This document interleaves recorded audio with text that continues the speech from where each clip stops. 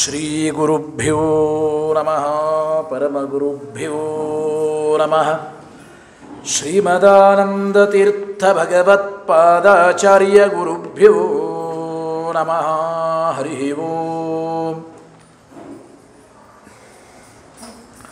ಜನ್ಮಾದ್ಯಸ್ಯ ಯತೋನ್ವಯಾದಿತರತಶ್ಚಾರ್ಥೇಷ್ವಭಿಘ್ನಸ್ವರಾಟ್ ತೇನೇ ಬ್ರಹ್ಮಹೃದಾಯ ಆದಿಕವಯೇ ಮುಖ್ಯಂತಿ M ಸೂರಯಃ ತೇಜೋವಾರಿಮೃದಂ ಯಥಾ ವಿನಿಮಯೋ ಯತ್ರ ತ್ರಿಸರ್ಗೋ ಮೃಷಾ ಧಾಮ್ನಾ ಸ್ವೇನ ಸದಾ ನಿರಸ್ತಕುಹಕಂ ಸತ್ಯಂ ಪರಂ ಧೀಮಹಿ ಸೃಷ್ಟಿಸ್ಥಿತ್ಯಪ್ಯಯೇಹಾನಿಯತಿದೃಶಿತಮೋ ಬಂಧಮೋಕ್ಷಾಶ್ಚ ಯಸ್ಮಾತ್ ಅಸ್ಯ ಶ್ರೀ ಬ್ರಹ್ಮರುದ್ರ ಪ್ರಭೃತಿಸುರನರದ್ವಿಷಶತ್ರಾತ್ಮಕಸ್ಯ ವಿಷ್ಣೋರ್ವ್ಯಸ್ತಾಃ ಸಮಸ್ತಾಃ ಸಕಲಗುಣನಿಧಿಃ ಸರ್ವದೋಷವ್ಯಪೇತಃ ಪೂರ್ಣಾನಂದೋ ವ್ಯಯೋ ಯೋ ಗುರುರಪಿ ಪರಮಶ್ಚಿಂತಯೇತಂ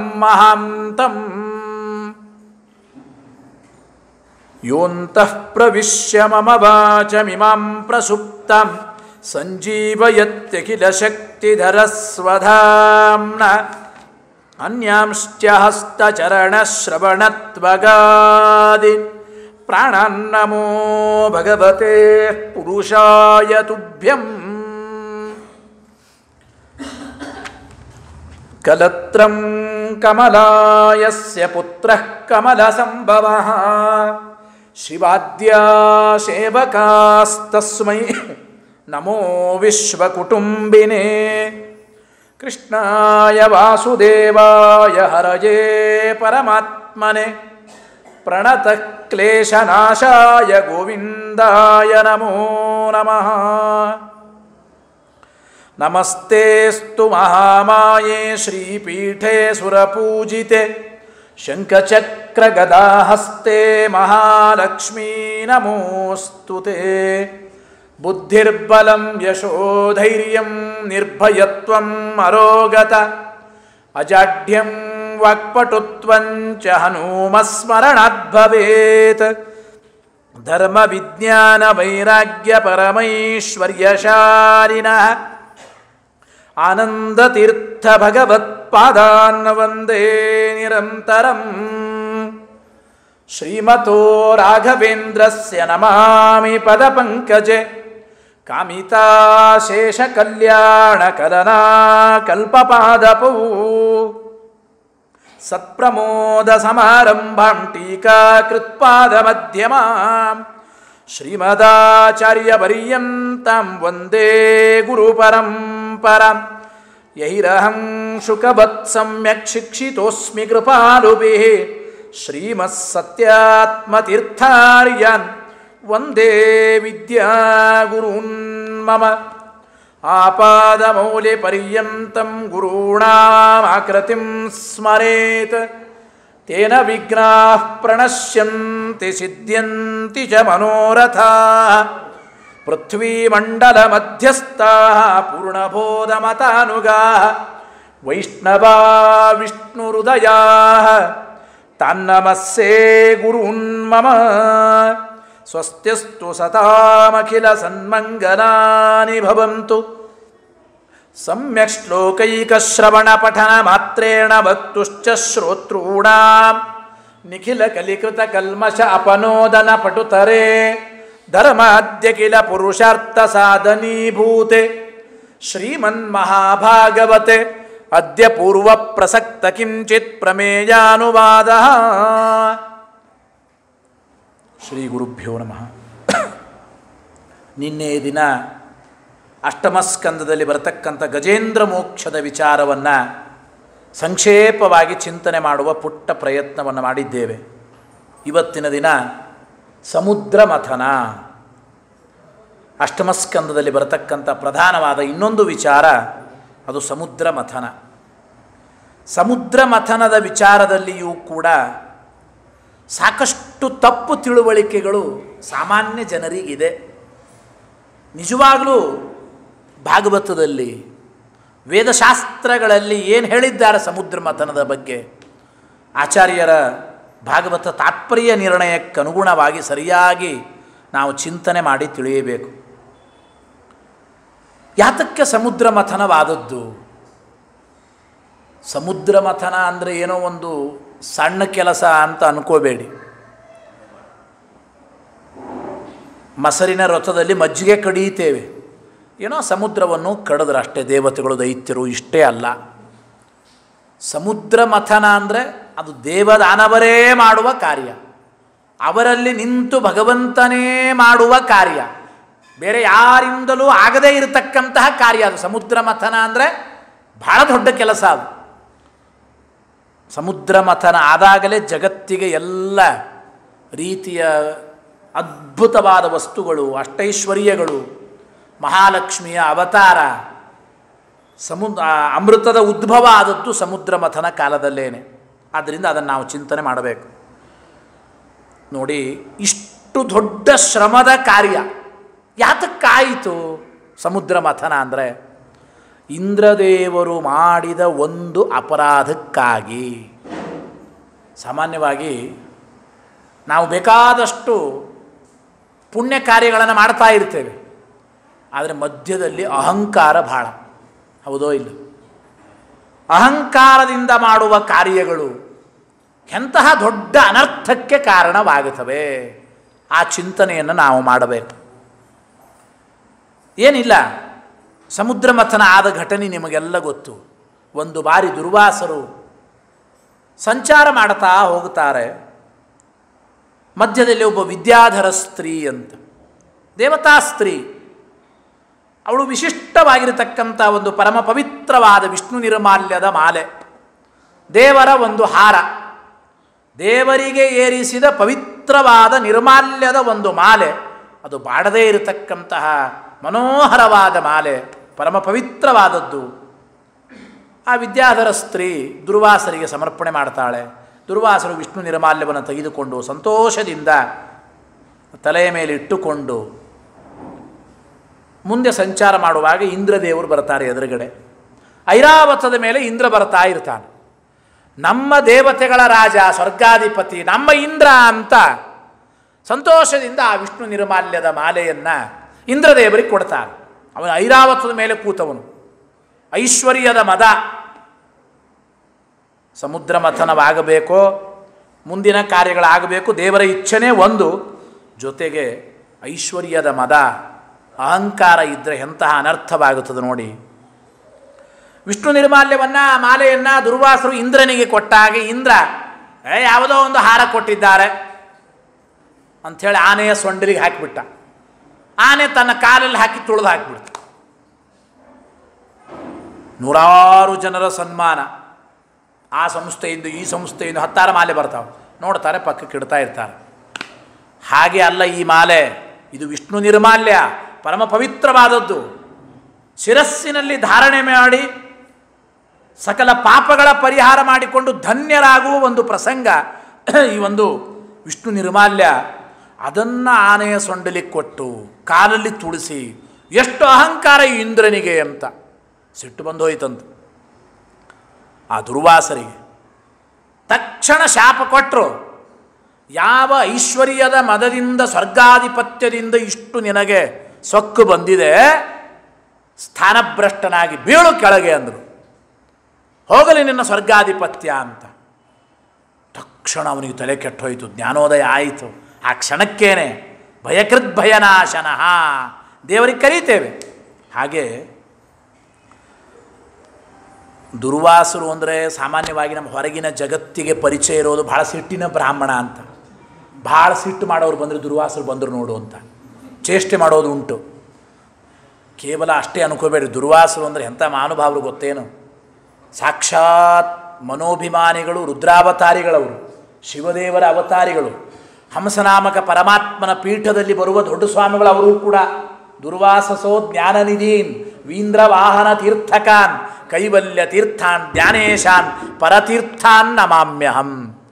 ಈ ಹಂಸನಾಮಕ ಪರಮಾತ್ಮನ ಮಾಧ್ವ ಪರಂಪರೆಯ ಪೀಠದಲ್ಲಿ ಬಂದ ದೊಡ್ಡ ಸ್ವಾಮಿಗಳು ಅವರು ಕೂಡ ರುದ್ರಾವತಾರಿಗಳ ಸಾಕ್ಷಾತ್ತಾಗಿ. ಏನವರ ಮಹಿಮೆ, ಮೈ ರೋಮಾಂಚನ ಎಷ್ಟು ವಿಚಿತ್ರ ಅಂದರೆ ರಾಮಾಯಣ ಮಹಾಭಾರತ ಭಾಗವತ ಇದೆ. ತ್ರೇತಾಯುಗದಲ್ಲಿ ರಾಮಾಯಣ ನಡೆಯಿತು, ದೇವತೆಗಳ ಅವತಾರ ಮಾಡ್ತಾರೆ. ಮತ್ತೆ ದ್ವಾಪರ ಯುಗದಲ್ಲಿ ಕೃಷ್ಣಾವತಾರ, ಅಲ್ಲಿ ಕೆಲವು ದೇವತೆಗಳೆಲ್ಲ ಅವತಾರ ಮಾಡಿದರು. ದುರ್ವಾಸರ ಹಾಗಲ್ಲ, ಎಲ್ಲ ಕಡೆ ಇದ್ದಾರೆ. ಅದೇ ವಿಚಿತ್ರ ನೋಡಿ, ದುರ್ವಾಸರ ಪಾತ್ರ ಅಂದರೆ ರಾಮಾಯಣ ಮಹಾಭಾರತ ಭಾಗವತ ಮೂರು ಕಡೆಗೂ ಒಂದೇ ಪಾತ್ರದಿಂದ ಬರೋರು ಅದು ದುರ್ವಾಸರು. ಮನೋಭಿಮಾನಿಗಳು, ರುದ್ರದೇವರು, ಅದ್ಭುತವಾದ ಅವರ ಮಹಿಮೆ ಇದೆ. ಸಾಮಾನ್ಯರಲ್ಲ ಅವರು. ಅವರಿಗೆ ಬೇರೆ ಏನಿಲ್ಲ. ನಾನು ಕೊಟ್ಟ ಹಾರವನ್ನು ತಿರಸ್ಕಾರ ಮಾಡಿದ ಅದಲ್ಲ, ಪರಮ ಪವಿತ್ರವಾದ ವಿಷ್ಣು ನಿರ್ಮಾಲ್ಯದ ಮಾಲೆ, ಇದನ್ನು ಆನೆ ಕಾಲಿಗೆ ಹಾಕಿ ತುಳಿಸಿಬಿಟ್ಟಲು ಎಷ್ಟು ಸೊಕ್ಕಿವನಿಗೆ ಅಂತ.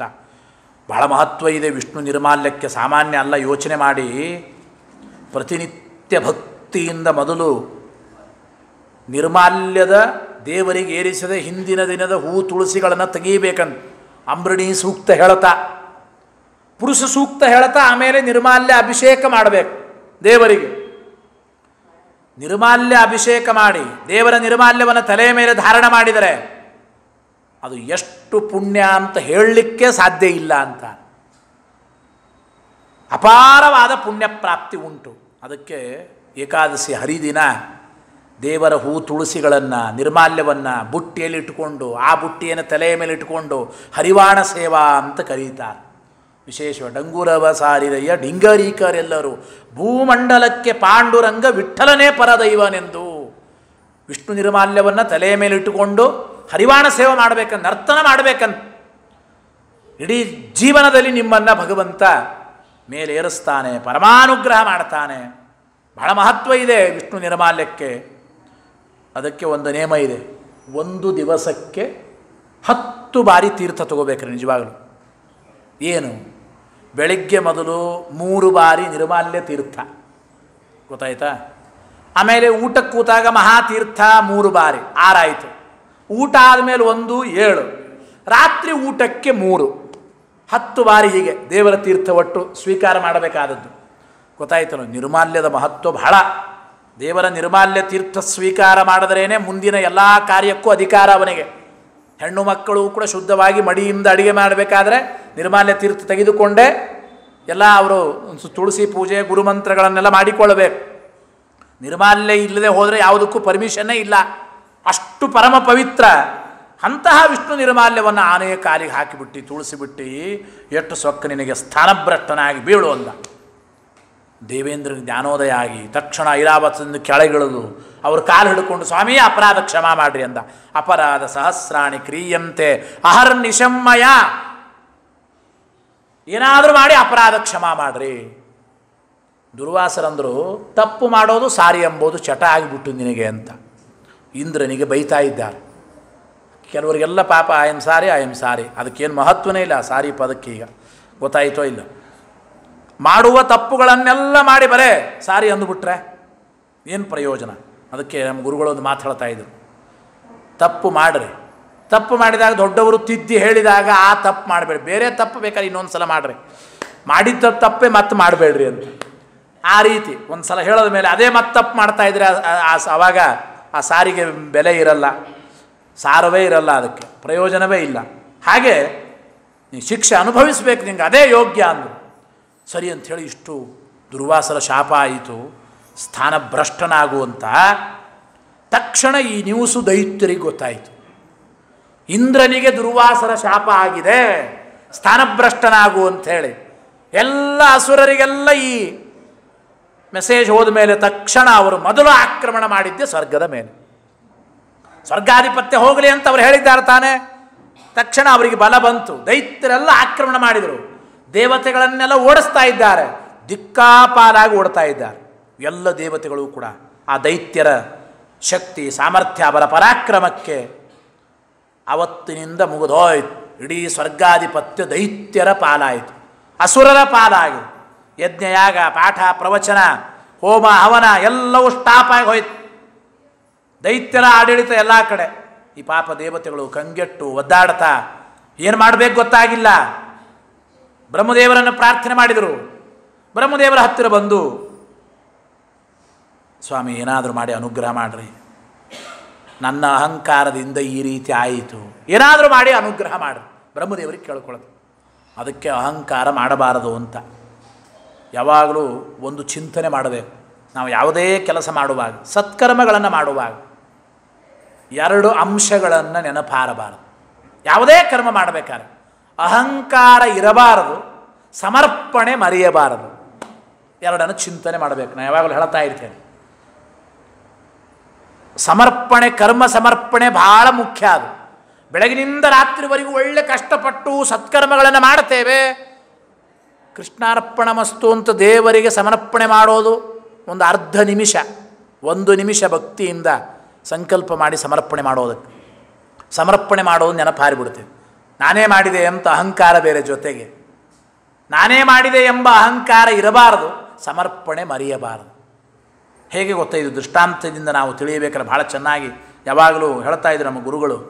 ಏನು ಅಂದರೆ ನೋಡಿ, 3-4 ಗಂಟೆಗಳ ಕಾಲ ಕಷ್ಟಪಟ್ಟು ಹಾಲನ್ನು ನೋಡಿ ಹೊತ್ತದೇ ಇದ್ದಂತೆ, ಹಾಲು ಸೀದು ಹೋಗಬಾರ್ದಲ್ವ, ಚೆನ್ನಾಗಿ ಕಾಯಿಸಿ ಕಾಯಿಸಿ ಕೆಂಪು ಮಾಡಿ ಗಟ್ಟಿ ಮಾಡಿ ಬಾಸುಂದಿ ರೆಡಿ ಮಾಡಿದ್ದ.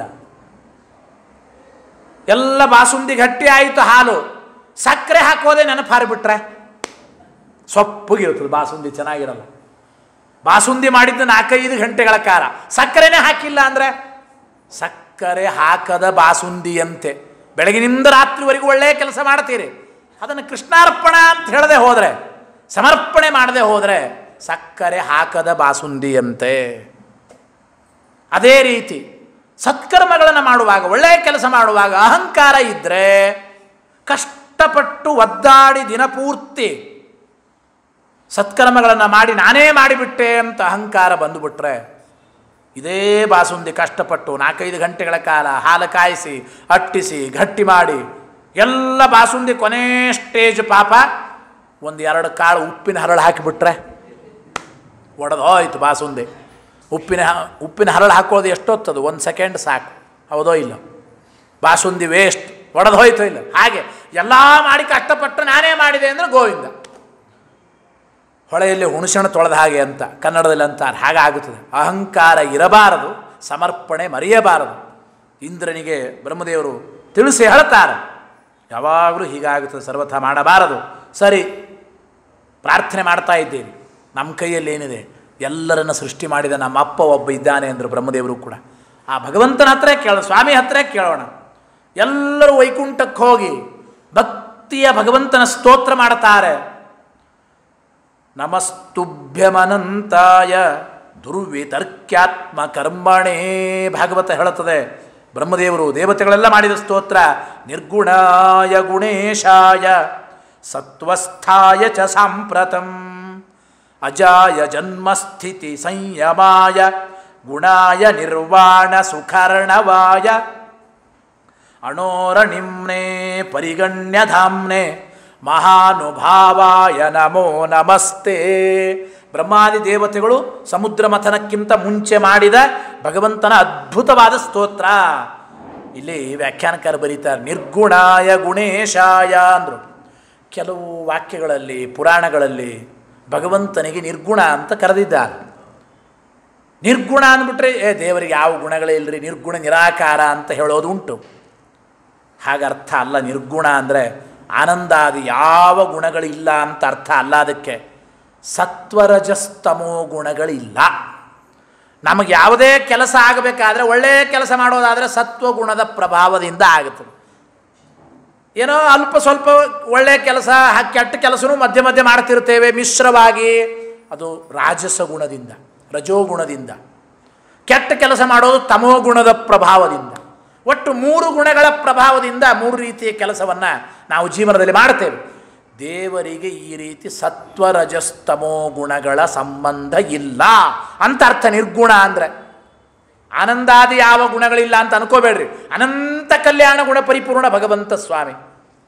ಸದಾಗಮೈಕ ವಿಜ್ಞೇಯಂ ನಿರ್ದೋಷ ಅಶೇಷ ಸದ್ಗುಣಂ ಆಚಾರ್ಯ ಅಂತಾರೆ ವಿಷ್ಣು ತತ್ವ ನಿರ್ಣಯ ಮಂಗಳಾಚರಣೆಯಲ್ಲೇನೆ. ಅದಕ್ಕೆ ಇಲ್ಲಿ ಒಂದು ಮಾತು ಬರೀತಾರೆ ವ್ಯಾಖ್ಯಾನಕಾರ, ನಿರ್ಗುಣಾಯ ಗುಣೇಶಾಯ. ಭಾಗವತ ಶಬ್ದ, ವೇದವ್ಯಾಸರ ಶಬ್ದ ಹೇಗಿದೆ ನೋಡಿ, ನಿರ್ಗುಣಾಯ ಅಂದರು. ದೇವರು ನಿರ್ಗುಣ, ಮುಂದಿನ ಶಬ್ದವೇ ಗುಣೇಶ ಅಂತಾರೆ. ಮತ್ತೆ ನಿರ್ಗುಣಾಯ ಗುಣೇಶಾಯ, ಗುಣೇಶ ಎಲ್ಲ ಗುಣಗಳಿಗೆ ಸ್ವಾಮಿ. ಅವನು ಯಾವ ಗುಣಗಳೇ ಇಲ್ಲ ಅಂದರೆ ಗುಣಗಳಿಗೆ ಸ್ವಾಮಿ ಹೇಗಾಗುತ್ತಾನೆ? ಆದ್ದರಿಂದ ಗುಣಗಳಿಲ್ಲ ಅಂದರೆ ಸತ್ವರಜಸ್ತಮೋ ಗುಣಗಳಿಲ್ಲ. ಆನಂದಾದಿ ಅನಂತ ಕಲ್ಯಾಣ ಗುಣ ಪರಿಪೂರ್ಣ ಸ್ವಾಮಿ ಎಂಬ ಚಿಂತನೆಯನ್ನು ಮಾಡುತ್ತಾ ಇಷ್ಟೆಲ್ಲ ಹೇಳಿ ಭಕ್ತಿಯಿಂದ ಭಗವಂತನಿಗೆ ಪ್ರಾರ್ಥನೆ ಮಾಡಿದರು. ದೇವರು ಅವರ ಪ್ರಾರ್ಥನೆ ಒಲಿದು ಅಭಯವನ್ನು ನೀಡುತ್ತಾ ಪರಮಾನುಗ್ರಹ ಮಾಡಿ ಒಂದು ಮಾತು ಹೇಳಿದ ಇಂದ್ರನಿಗೆ. ದೇವರು, ಇಂದ್ರ ನೋಡು, ನಿಮಗೆ ಸ್ವರ್ಗ ಸಿಗೋದು ಆಮೇಲೆ, ಆ ವಿಷಯ ಪಕ್ಕಕ್ಕಿಡ್ರಿ. ಮೊದಲು ನೀವು ದೈತ್ಯರ ಜೊತೆಗೆ ಸ್ವಲ್ಪ ದಿವಸ ರಾಜಿ ಮಾಡ್ಕೋಬೇಕು ಅಂತ ಹೇಳಿದ ದೇವರು. ಅವ್ರ ಜೊತೆ ಹೇಗೆ ರಾಜಿ ಸಾಧ್ಯ ಅಂತ. ನಮ್ಮನ್ನೆಲ್ಲ ಹೊಡೆದು ಓಡಿಸಿದ್ದಾರೆ ಸ್ವರ್ಗದಿಂದ, ದೌರ್ಜನ್ಯದಿಂದ ನಮ್ಮ ಸ್ಥಾನ ಎಲ್ಲ ಕಿತ್ಕೊಂಡಿದ್ದಾರೆ. ನಮ್ಮನೆಗೆ ಬಂದು ನಮ್ಮನೆಯಿಂದಲೇ ಹೊರಗೆ ಹಾಕದವ್ರ ಜೊತೆಗೆ ನಾವು ರಾಜಿ ಹೇಗೆ ಸಾಧ್ಯ? ರಾಜಿ ಪೀಜಿ ಆಗಲ್ಲ ಅಂದ ಇಂದ್ರ. ದೇವರಂದ ರಾಜಿ ಆಗಲ್ಲ ಅಂದರೆ ನಿಂಗೆ ಸ್ವರ್ಗ ಸಿಗಲ್ಲ ಅಂದ ಅಷ್ಟೇ. ಕೆಲವು ಸಲ ದೇವರು ಬಹಳ ಚೆನ್ನಾಗಿ ಹೇಳ್ತಾನೆ. ಒಂದು ಕತೆ ಹೇಳ್ತಾನೆ ಇಲ್ಲಿ ದೇವರು, ಪುಟ್ಟ ಕತೆ, ಜಗತ್ತಿನ ಜನರಿಗೆಲ್ಲ ತಿಳಿಸ್ತದೆ. ಕೆಲವು ಸಂದರ್ಭದಲ್ಲಿ ಶತ್ರುಗಳ ಜೊತೆಗೂ ರಾಜಿ ಮಾಡಿಕೊಳ್ಳಬೇಕು, ಅದು ರಾಜನೀತಿ.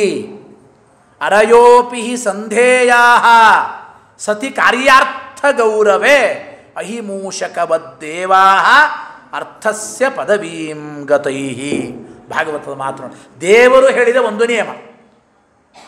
ಈಗ ಕಾರ್ಯವಾಸಿ ಏನಂತಾರಲ್ಲದು ಅಲ್ಲಿ ಹೇಳುವಾಗ, ಆದ್ದರಿಂದ ಕತ್ತೆ ಕಾಲು ಅಂತ, ಕಾರ್ಯವಾಸಿ ಕತ್ತೆ ಕಾಲು ಅಂತ ಹಿಡಿಬೇಕು ಅಂತ.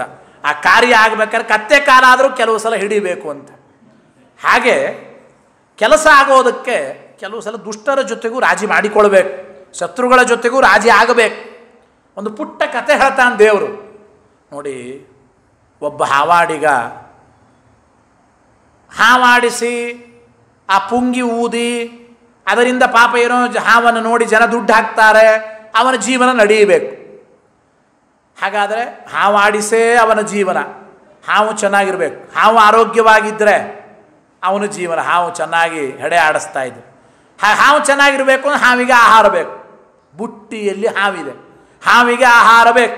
ಆ ಹಾವಿಗೆ ಆಹಾರ ಒಂದು ಇಲಿ ಹಾಕಿದ ಒಳಗಡೆ. ಹಾವು ಇಲಿಯನ್ನು ತಿಂದು ದಷ್ಟಪುಷ್ಟವಾಗಿ ಚೆನ್ನಾಗಿರಲಿ, ನಮಗೆ ಕೆಲಸಕ್ಕೆ ಉಪಯೋಗ ಬರ್ತದೆ. ಆ ಹಾವು ನೋಡಿತು ಇಲಿಯನ್ನು ತಿಂದುಬಿಟ್ರೆ ಇವತ್ತಿನ ಫಲಾರಾಯಿತು ಅಷ್ಟೇ, ನಾಳೆ ಏನು ಮುಂದೆ. ಪರ್ಮನೆಂಟಾಗಿ ಏನಾದರೂ ಈ ಬುಟ್ಟಿಯ ಬಂಧನದಿಂದ ನಾವು ಪಾರಾಗಬೇಕು, ಹೊರಗಡೆ ಹೋಗಬೇಕು, ಸ್ವಚ್ಛಂದವಾಗಿ ಸಂಚಾರ ಮಾಡಬೇಕು. ಸರೀಸೃಪ ಅಂತ ಕರೀತಾರೆ ಹಾವಿಗೆ. ಎಲ್ಲಿ ಬೇಕಾದರೂ ಕೂಡ ಅದು ಸರಿತಾ ಹೋಗಬೇಕು. ಇವನ ಬುಟ್ಟಿಯ ಬಂಧನದಲ್ಲಿದ್ದು ಸಾಕಾಗಿ ಹೋಗಿದೆ, ಏನಾದರೂ ಮಾಡಿ ಹೊರಗಡೆ ಹೋಗಬೇಕು.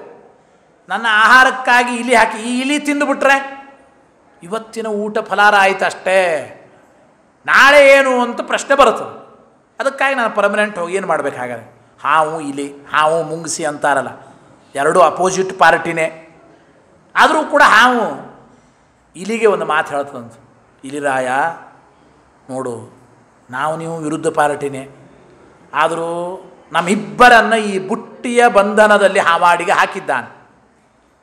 ನಾವಿಬ್ಬರೂ ಒಟ್ಟು ಹೊರಗೆ ಹೋಗಬೇಕು, ನಮ್ಮಿಬ್ಬರಿಗೆ ಬೇಕಾದದ್ದು ಅದೇನೆ. ಒಂದು ಕೆಲಸ ಮಾಡು, ನನ್ನ ಹೆಡೆಯ ಮೇಲೆ ನೀನು ಕೂಡು, ಮೇಲೆ ನೀನು ಹಲ್ಲಿನಿಂದ ಕಡಿ, ಒಂದು ಪುಟ್ಟು ತೂತು ಮಾಡು, ಇಬ್ಬರು ಸೇರಿ ಹೊರಗಡೆ ಹೋಗಿಬಿಡೋಣ ಅಂತ. ತೂತು ಮಾಡಲಿಕ್ಕೆ ಹಾವಿಗೆ ಬರಲ್ಲಲ್ಲ, ಇಲಿಗೇನೆ. ಓ ಸರಿ, ಇಬ್ಬರು ಹೊರಗೆ ಹೋಗ್ಬೋದು ಅಂತ. ಪಾಪಿ ಇಲಿಗೂ ಸರಿ ಅಂತ ಅನ್ನಿಸ್ತಾ ಅದರ ಮಾತು. ಸರಿ ಅಂಥೇಳಿ ಹೆಡೆಯ ಮೇಲೆ ಕುಳಿತುಕೊಂಡ ಆ ಬಿದಿರಿನ ಬುಟ್ಟಿ, ಹಾವಾಡಿಗನ ಬುಟ್ಟಿ, ಅದು ತೂತು ಮಾಡಿತು ಇಲಿ. ಒಂದು ತೂತಾಯಿತು, ತಕ್ಷಣ ಹಾವು ಇಲಿಯನ್ನು ತಿಂದು ಹೊರಗೆ ಹೋಯಿತು. ಮೊದಲೇ ತಿಂದುಬಿಟ್ಟಿದ್ರೆ ಹೊರಗೆ ಹೋಗ್ಲಿಕ್ಕೆ ಆಗ್ತಿರ್ಲಿಲ್ಲ. ಮೊದಲು ರಾಜಿ ಮಾಡಿಕೊಂಡು ಪಾಪ, ಯಾಕಂದರೆ ತೂತಾಗಬೇಕಲ್ಲ, ಜಾಗ ಬೇಕಲ್ಲ. ಅದು ಇಲಿಯ ಸಹಾಯ ತೆಗೆದುಕೊಂಡು ಇಲಿಯನ್ನೇ ತಿಂದು ಆಮೇಲೆ ತಾನು ಹೋಯಿತು. ಆ ರೀತಿ ಇದು ಹೇಳ್ದ, ಅರಯೋಪಿ ಸಂಧೇಯಾ ಅಹಿಮೂಷಕವದ್ ದೇವಾ. ದೇವರು ಹೇಳಿದ ಒಂದು ಕಥೆ ಇದು, ಹಾವು ಮತ್ತು ಇಲಿಯ ಕಥೆ. ಈ ರೀತಿ ಕೆಲವು ಸಲ ಶತ್ರುಗಳ ಜೊತೆಗೂ ಸಂಧಾನ ಮಾಡ್ಕೋಬೇಕು, ರಾಜಿ ಮಾಡಿಕೊಳ್ಬೇಕು, ವಿಚಾರ ಮಾಡಬೇಡ ಅಂಥೇಳಿ. ಸರಿ ಆಗಲಿ ಅಂತ ಮೊದಲು ನೀವು ಆ ದೈತ್ಯರ ಜೊತೆಗೆ ರಾಜಿ ಮಾಡಿಕೊಳ್ಳಿ. ಏನು ರಾಜಿ ಅಂದರೆ, ದೇವದಾನವರಿಗೆ ಇಬ್ಬರಿಗೂ ಬೇಕಾದದ್ದೇನು? ಅಮರರಾಗಬೇಕು, ನಾವು ಸಾಯಬಾರದು, ನಾವು ಪರ್ಮನೆಂಟಾಗಿರಬೇಕಷ್ಟೇ. ಇದೇ ಅಪೇಕ್ಷೆ ತಾನೆ. ದೈತ್ಯರಿಗಂತೂ ಅದೇ ಮುಖ್ಯ. ಶಾಸ್ತ್ರದಲ್ಲಿ ಅದನ್ನೇ ಅವಧ್ಯತ್ವ ವರ ಅಂತ ಕರೀತಾರೆ.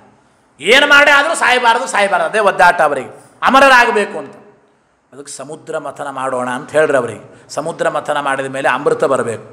ಅಮೃತ ಬಂದ ಮೇಲೆ ಇಬ್ಬರು 50-50, ಇಬ್ಬರು ಅರ್ಧ ಅರ್ಧ ಅಮೃತ ಕುಡಿದು ಬಿಟ್ರೆ ಇಬ್ಬರು ಸಾಯೋದಿಲ್ಲ. ನಾವು ಹೇಗಾದರೂ ದಾಯಾದಿಗಳೇನೆ, ಅದಿತಿಯ ಮಕ್ಕಳು ದೇವತೆಗಳು, ದ್ವಿತೀಯ ಮಕ್ಕಳು ದೈತ್ಯರು ಅಷ್ಟೇನೆ. ಅಣ್ಣ ತಮ್ಮಂದಿರೇ, ಯಾಕೆ ಸುಮ್ಮನೆ ಜಗಳ? ಸಾಯಬಾರದು ಅಂತ ಇಬ್ಬರ ಅಪೇಕ್ಷೆ. ಅಮೃತ ಪಡೆಯಬೇಕು. ಅಮೃತ ಪಡೆಯಬೇಕಾದರೆ ಸಮುದ್ರ ಮಥನ ಆಗಬೇಕು. ಇದನ್ನು ಹೇಳ್ರಿ. ಆ ದೈತ್ಯರು ಒಪ್ತಾರೆ ಅಂದ ದೇವರು. ಅವ್ರಿಗೆ ಸಾಯಬಾರ್ದು ಸಾಯಬಾರ್ದು ಸಾಯಬಾರ್ದು ಯಾವಾಗಲೂ ಕೂಡ ಅಷ್ಟೇನೆ. ಎಷ್ಟು ವಿಚಿತ್ರ ನೋಡಿ, ದೈತ್ಯರ ಸ್ವಭಾವನೆ ಏನು ಮಾಡಿ ಆದರೂ ಸಾಯಬಾರ್ದು ಸಾಯಬಾರ್ದು ಅಂತ ಅವರಿಗೆ ಅಪೇಕ್ಷೆ. ವಿಚಿತ್ರ ಅಂದರೆ ಅದೇ ಅಪೇಕ್ಷೆ ಅವರಿಗೆ.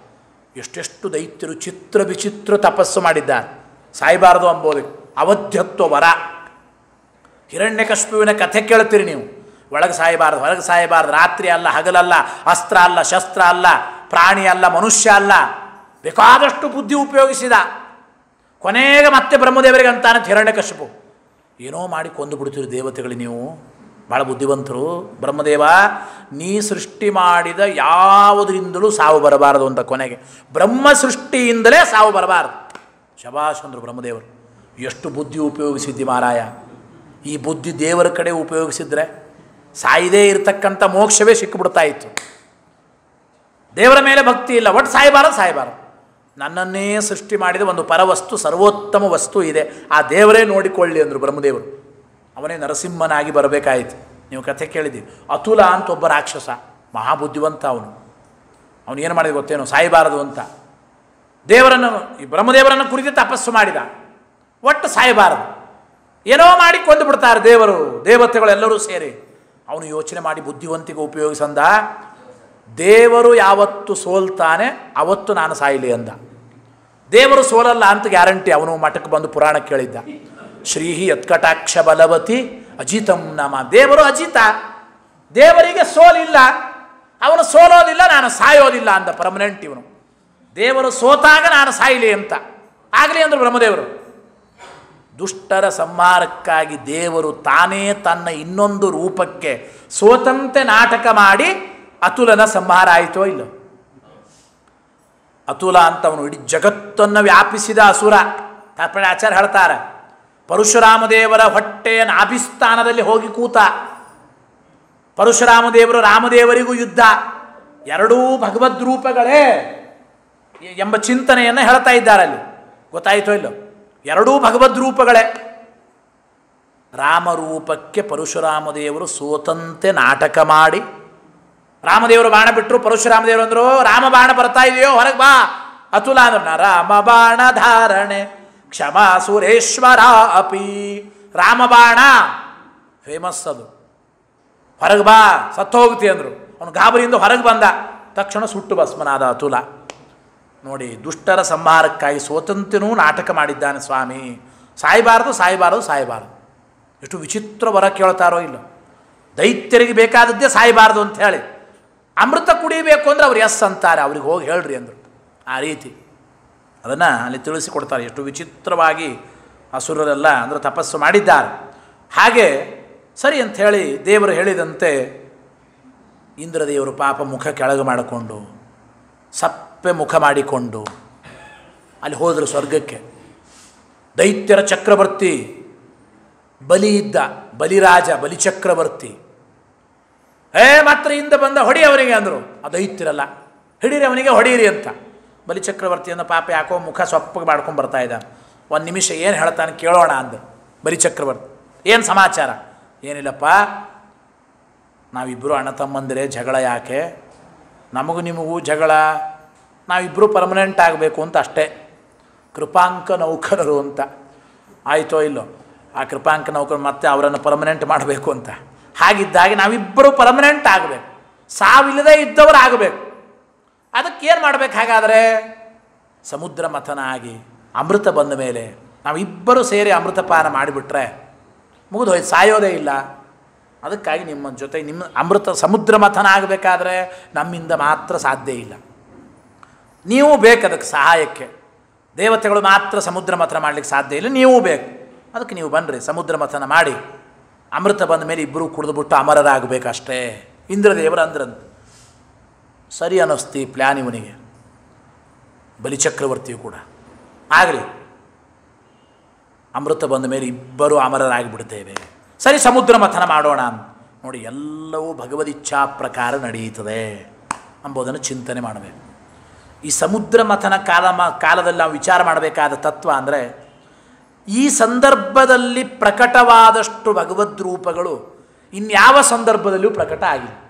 ಏಕಕಾಲಕ್ಕೆ 4-5 ಭಗವದ್ ರೂಪಗಳ ಒಂದು ಪ್ರಾದುರ್ಭಾವ ಈ ಸಂದರ್ಭದಲ್ಲಿ ಆಗಿದೆ.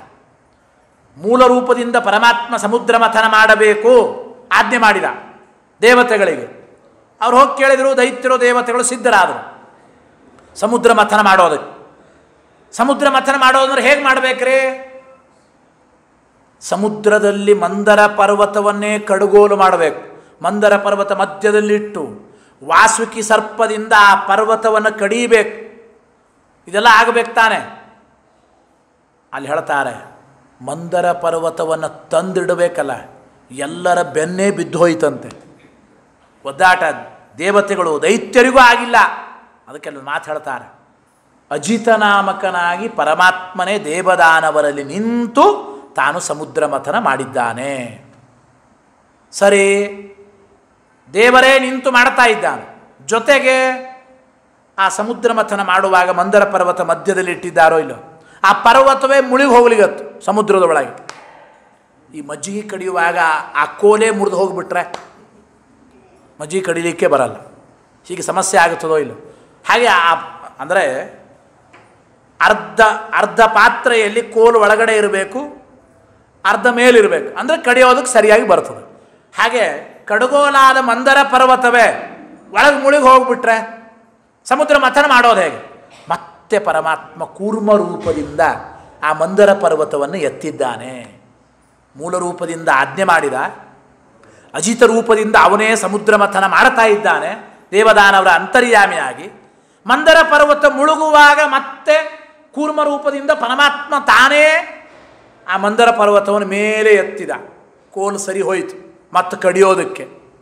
ಕೂರ್ಮರೂಪಿ ಪರಮಾತ್ಮನ ಮಹಿಮೆ ಅಪಾರವಾಗಿದೆ. ದಶಾವತಾರಗಳಲ್ಲಿ ಕೂರ್ಮಾವತಾರ, ಕೂರ್ಮಾಕೃತೆ ತ್ವವತು ನರಮಾತ್ಮ ಪೃಷ್ಠಧೃತ ಭರಮಾತ್ಮ ಮಂದರಗಿರೇ.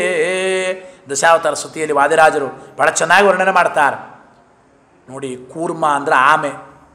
ಕೂರ್ಮರೂಪಿ ಪರಮಾತ್ಮನ ಸ್ಮರಣೆ ಮಾಡಿದರೆ ಎಲ್ಲ ಪಾಪಗಳ ಪರಿಹಾರ ಅಂತದೆ ಭಾಗವತನೇ. ಅಲ್ಲಿ ಹೇಳುವ ಕೂರ್ಮೋ ಹರಿರ್ಮಾಂ ನಿರಯಾದಶೇಷಾತ್, ಎಲ್ಲ ಪಾಪಗಳ ಪರಿಹಾರ ಪ್ರತಿನಿತ್ಯ ಕೂರ್ಮರೂಪಿ ಭಗವತೆ ನಮಃ ಅಂತ ಭಕ್ತಿಯಿಂದ ಚಿಂತನೆ ಮಾಡಿ ಸಾಕು. ಪಾಪಗಳ ಪರಿಹಾರ ಅಂತಾರೆ. ವಿಶೇಷವಾಗಿ ಆ ಕಡೆ ಒರಿಸ್ಸಾ ಕಡೆ ಶ್ರೀಕೂರ್ಮಂ ಅಂತ ಒಂದು ಊರಿದೆ, ಸಿಕ್ಕಾಕೊಳಂ ಅಂತ ಡಿಸ್ಟ್ರಿಕ್ಟಲ್ಲಿ ಹತ್ತಿರ. ಒರಿಸ್ಸಾ ಕಡೆ ಶ್ರೀಕೂರ್ಮ ಅಂತ, ಅಲ್ಲಿ ಕೂರ್ಮರೂಪಿ ಪರಮಾತ್ಮನ ಸುಂದರವಾದ ದೇವಸ್ಥಾನ ಇದೆ. ಸಾಕ್ಷಾತ್ ಶಾಲಿಗ್ರಾಮ ಶಿಲಾನೆ, ಶಾಲಿಗ್ರಾಮದ ಕೂರ್ಮ, ಬಹಳ ಅದ್ಭುತವಾಗಿದೆ. ಗುಡಿ ಸುತ್ತಲೂ ಎಲ್ಲ ಆಮೆಗಳಿರ್ತವೆ, ಕಲ್ಲಾಮೆಗಳು, ನೂರಾರು ಕಲ್ಲಾಮೆಗಳಿರ್ತವೆ ಗುಡಿ ಸುತ್ತಲೂ. ಅಂದರೆ ಕಲ್ಲಾಮೆಯ ಮೇಲೆ, ಆ ಬೆನ್ನಿನ ಮೇಲೆ ಮಂದರ ಪರ್ವತ ಮೇಲೆ ಎತ್ತಿದ್ದ. ದೊಡ್ಡ ಮಂದರ ಪರ್ವತ ಬೆನ್ನ ಮೇಲೆ ಕೂಡಿಸ್ಕೊಂಡ್ರೆ ದೇವರಿಗೆ ಸುಮ್ಮನೆ ಸ್ವಲ್ಪ ತುರಿಸಿದ ಹಂಗಾಯ್ತಂತ ಅಷ್ಟೇ. ಏನು ಶಕ್ತಿ ಇರಬೇಕು, ದೇವರು ತೋರಿಸ್ತಾನೆ ಅಚಿಂತ್ಯದ್ಭುತ ತನ್ನ ಶಕ್ತಿಯನ್ನು. ಅದಕ್ಕೆ ನೋಡಿ, ಆಮೆಗಳಲ್ಲಿ 2, ಕಲ್ಲಾಮೆ ನೀರಾಮೆ ಅಂತ. ಬಾವಿಯಲ್ಲಿ ನದಿ ಸಮುದ್ರಗಳಿರೋದು ನೀರಾಮೆ. ಕಲ್ಲಾಮೆ ಅಂದರೆ ಅವು ಹೊರಗೂ ಇರ್ತವೆ, ಓಡಾಡ್ತವೆ. ಅದರ ಬೆನ್ನು ಎಷ್ಟು ಗಟ್ಟಿ ಅಂದರೆ ಮಂದರ ಪರ್ವತ ಈ ಎತ್ತಿದ್ದರ ಒಂದು ಪ್ರಸಂಗವೇ. ಎಷ್ಟು ಗಟ್ಟಿರುತ್ತದೆ ಕಲ್ಲಾಮೆಯ ಬೆನ್ನು ಅಂದರೆ ಫುಲ್ಲು ಲೋಡಾದ ಲಾರಿ ನಿಲ್ಲಿಸಿದ್ರೂ ಏನೂ ಆಗಲ್ಲ ಅಂತ. ಅಂದರೆ ಈಗಿನ ಕಲ್ಲಾಮೆಗೂ ಕೂಡ ಅಷ್ಟು ಗಟ್ಟಿ ದೇವರು ಸೃಷ್ಟಿ ಮಾಡಿದ್ದಾನೆ. ಕುರುಮರೂಪಿ ಪರಮಾತ್ಮನ ಒಂದು ಮಹಿಮೆ, ಆ ಸೂಚನೆ ಕಲ್ಲಾಮೆಯ ಮಹಿಮೆ. ಆಮೆಯಿಂದ ದೇವರ ರಕ್ಷಣೆಯನ್ನು ತಿಳಿಸಿಕೊಡ್ತಾನೆ. ಕೂರ್ಮರೂಪದ ಸ್ಮರಣೆ ಮಾಡುವಾಗ ಸುಮ್ಮನೆ ಹೇಳ್ತೇನೆ. ಈಗ ಒಂದು ಪ್ರಶ್ನೆ ಬರುತ್ತದೆ, ಶ್ರಾದ್ದಾದಿ ಕರ್ಮಗಳನ್ನು ಮಾಡುವಾಗ ನಾವು ಪಿಂಡ ಪ್ರದಾನ ಮಾಡಿ ತಂದೆ ತಾಯಿಗಳ ಹೆಸರು ಹೇಳಿ ಶ್ರಾದ್ದ ಕರ್ಮ ಮಾಡುತ್ತೇವೆ. ಕೆಲವು ಈಗಿನ ಮಕ್ಕಳು ಕೇಳ್ತಾರೆ, ಯಾವತ್ತೋ ಹೋದ ತಂದೆ ತಾಯಿಗಳು ಇಲ್ಲಿಟ್ಟ ಪಿಂಡವನ್ನು ತಿಂತಾರಾ ಅಂತ ಪ್ರಶ್ನೆ. ಈ ಪಿಂಡ ಅವರಿಗೆ ಮುಟ್ತದ? ಯಾವತ್ತೂ ಅವ್ರು ಹೋಗಿದ್ದಾರೆ, ಇಲ್ಲೇನೋ ಅನ್ನ ಮಾಡಿ ಎಳ್ಳು ಹಾಕಿ ಪಿಂಡ ಇಟ್ಟರೆ ಇದೇನು ಮುಟ್ತದೆ ಅವರಿಗೆ ಅಂತ ಒಂದು ಪ್ರಶ್ನೆ ಅಲ್ವಾ? ಅವಶ್ಯವಾಗಿ ಮುಟ್ತದೆ. ಭಗವಂತನ ಸರ್ಕಾರದಲ್ಲಿ ಯಾವುದೂ ವ್ಯರ್ಥ ಅಲ್ಲ. ನದೇವ ತೋಷಣಮೃತ. ಇದು ಪಿತೃದೇವತೆಗಳ ಕಾರ್ಯ. ಭಕ್ತಿ ಶ್ರದ್ಧೆಯಿಂದ ಮಕ್ಕಳು ಶ್ರಾದ್ದ ಮಾಡಿದರೆ ನಮ್ಮ ತಂದೆ ತಾಯಿಗಳು ಯಾವ ಜನ್ಮದಲ್ಲಿ ಹುಟ್ಟಿದ್ದಾರೆ ಅದಕ್ಕೆ ತಕ್ಕಂತೆ ಭಗವಂತ ಆಹಾರ ಕೊಡ್ತಾನಂತೆ. ಭಕ್ತಿಯಿಂದ ಮಕ್ಕಳು ಶ್ರಾದ್ದ ಮಾಡಿದರೆ, ನಮ್ಮಪ್ಪ ಆನೆ ಆಗಿದ್ದರೆ ಆನೆಗೆ ಬೇಕಾದಷ್ಟೇ ಆಹಾರ ದೇವರು ಕೊಡ್ತಾನೆ ನಾವು ಶ್ರಾದ್ದ ಮಾಡಿದ್ವಿ. ನಮ್ಮಪ್ಪ ಇರುವೆ ಆಗಿದ್ದರೆ ಇರುವೆಗೆ ಬೇಕಾದಷ್ಟು 2 ಕಾಳು ಸಕ್ಕರೆಯನ್ನೇ ಕೊಡ್ತಾನಂತೆ ಆಹಾರ. ಅದು ಶ್ರಾದ್ದದ ನಿಜವಾದ ಕಾನ್ಸೆಪ್ಟು. ಅವರು ಯಾವ ಜನ್ಮದಲ್ಲಿದ್ದಾರೆ ಅದಕ್ಕೆ ತಕ್ಕಂತೆ ಆಹಾರ ಮುಟ್ಟುತ್ತದೆ ಮಕ್ಕಳು ಮಾಡುವ ಶ್ರಾದ್ದ ಕರ್ಮದಿಂದ. ಇದಕ್ಕೆ ದೃಷ್ಟಾಂತವೇ ಕೂರ್ಮ ಅಂತ. ಆಮೆ ಏನು ಮಾಡ್ತಾ ಗೊತ್ತೇನು? ಮರಿಗಳನ್ನು ಹಾಕ್ತದಲ್ಲ, ಆಮೆ ಮರಿಗಳನ್ನು ಹಾಕಿ ಆ ಮರಿ ಆಮೆ ಎಲ್ಲೋ ಹೋಗಿಬಿಡ್ತವೆ, ತಾಯಿ ಆಮೆ ಇನ್ನೆಲ್ಲೋ ಇರ್ತದೆ. ಹಾಗೇ ಬೆಳೀತವೆ ಆ ಮರಿ ಆಮೆ. ಲಾಲನೆ ಪಾಲನೆ ಪೋಷಣೆ ಹಾಲು ಕುಡಿಸೋದು ಏನಿಲ್ಲ, ಈ ತಾಯಿಯ ಕೆಲಸ. ಮರಿ ಹಾಕಿಬಿಡೋದು, ಅವು ಒಂದು ಕಡೆ ಹೋಗುತ್ತೆ, ಇದು ಒಂದು ಕಡೆ ಹೋಗ್ಬಿಡುತ್ತೆ. ಹಾಗಾದರೆ ಹೇಗೆ ಆ ಮಕ್ಕಳ ಬೆಳವಣಿಗೆ? ದೇವರ ಅಚಿಂತ್ಯದ್ಭುತವಾದ ಶಕ್ತಿ ನೋಡಿ. ಭಗವಂತನ ಇಚ್ಛೆ, ಅವನ ಸೃಷ್ಟಿ ಹೇಗಿದೆ. ಹೇಗೆ ಆ ಮರಿ ಆಮೆಗಳ ಬೆಳವಣಿಗೆ ಅಂದರೆ, ಆ ತಾಯಿ ಆಮೆ ಇದ್ದಲ್ಲೇನೆ ನನ್ನ ಮಕ್ಕಳಿಗೆ ಒಳ್ಳೆಯದಾಗಲಿ ಅಂತ ಬಯಸಿದರೆ ಸಾಕು ಅಂತ. ಅದೇ ಹಾಲು ಕುಡಿಸಿದಾಗೆ ಅದೇ ಬೆಳವಣಿಗೆ ಅಂತ. ಹೆತ್ತ ಕರಳು ಅಂತ ನಾವು ಕರೀತೇವಲ್ಲ, ಆ ತಾಯಿಯ ಹಾರೈಕೆ ಸಾಕು, ಆ ಮಕ್ಕಳ ಬೆಳವಣಿಗೆ ಆಗುತ್ತದೆ. ಎಲ್ಲೋ ಇದ್ದ ಮರಿ ಆಮೆಯ ಬೆಳವಣಿಗೆ ತಾಯಿಯ ಹಾರೈಕೆಯಿಂದ. ಈ ತಾಯಿ ಆಮೆಯ ಒಂದು ಮಂಗಲಾಶಂಸನ ಅಂತ ಕರೀತಾರಲ್ಲ, ಆ ರೀತಿ ಅಷ್ಟು ಭಗವಂತ ಆಮೆಗಳಿಗೆ ಶಕ್ತಿ ಕೊಟ್ಟಿದ್ದಾನೆ. ಕೂರ್ಮಾವತಾರ ಸ್ಮರಣೆ ಮಾಡಿದರೇನೆ ನಿಜವಾಗಲೂ ಪಾಪಗಳ ಪರಿಹಾರ, ಪರಮ ಪವಿತ್ರವಾದ ಅವತಾರ. ನಾನು ಅದಕ್ಕೆ ಯಾವಾಗ ಹೇಳ್ತಿರ್ತೇನೆ, ಕೆಲವು ಈ ಬೇರೆ ನರಸಿಂಹದೇವರು ಉಗ್ರ ರೂಪ ನೋಡ್ತೇವೆ, ರಾಮ ಕೃಷ್ಣ, ಕೆಲವು ಮಹಿಮೆಯನ್ನು ಕೇಳುತ್ತೇವೆ, ಬಾಲಲೀಲೆ ಹೇಳ್ತಾರೆ, ಭಕ್ತಿ ಬರುತ್ತದೆ. ಈ ಆಮೆ, ಮತ್ಸ್ಯ, ಮೀನು, ಮತ್ಸ್ಯಾವತಾರ, ಕೂರ್ಮಾವತಾರ, ಈ ದೇವ್ರು ಹಿಂಗಿದ್ದಾನ ಅಂತ ಅನ್ನಿಸ್ತದೆ. ನಾವು ಬರೀ ಹೊರಗಿನ ಆಮೆ ನೋಡಿರ್ತೇವೆ, ಹೊರಗಿನ ಮೀನುಗಳನ್ನೇ ನೋಡಿರ್ತೇವೆ. ಫಿಶ್ ಮಾರ್ಕೆಟಿಗೆ ಹೋದಾಗ ಏನು ವಾಸನೆ, ಅಪ್ಪೋ ಗೋವಿಂದ ಅಂತೆ. ಇಷ್ಟು ಹೊಲಸಿದ್ದಾನ ದೇವರು, ಮತ್ಸ್ಯಾವತಾರಿ. ಹಾಗೆ ಅರ್ಥ ಅಲ್ಲ. ದೇವರು ಯಾವುದೇ ರೂಪ ತಾಳಿದರೂ ಈ ಹೊರಗಿನ ಪ್ರಾಕೃತ ಶರೀರ ಅವನಿಗಿಲ್ಲ. ಹೊರಗಿನ ಮೀನಿನಂತೆ ದೇವರು ಮತ್ಸ್ಯಾವತಾರ ತಾಳಿದ್ದ ಅನ್ಕೋಬೇಡ್ರಿ. ದೇವರು ಯಾವ ರೂಪ ತಾಳಿದರೂ ಅವನು ಜ್ಞಾನಾನಂದಮಯ ಶರೀರಿ. ಜ್ಞಾನಾನಂದವೇ ಅವನ ದೇವರ ಶರೀರ, ಅವನ ಬಾಡಿ.